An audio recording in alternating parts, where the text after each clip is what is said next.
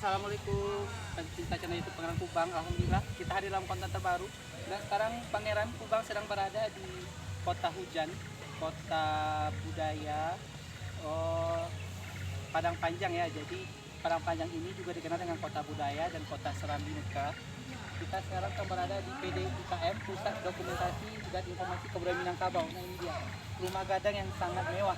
Jadi untuk menuju lokasi ini sangatlah tidak sulit untuk kita menjangkaunya karena di tengah pusat kota Padang Panjang beradanya dan searah satu rute dengan Mifan Minang Fantasi Padang Panjang. Dan untuk tarif masuk sendiri di sini sangat murah, cuma Rp5.000 ya.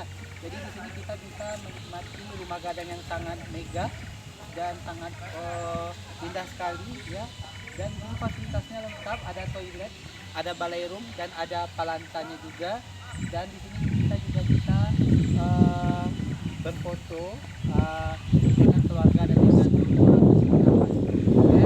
Dan di sini juga disediakan fasilitas musola dan toilet. Oke.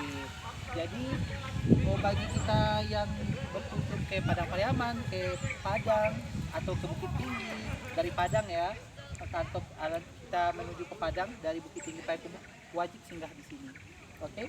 Jadi sebelum ke Mifan atau setelah dari Mifan kita wajib ke sini untuk menikmati kemegahan rumah gadang di Pusat Dokumentasi dan Informasi Kebudayaan Minangkabau.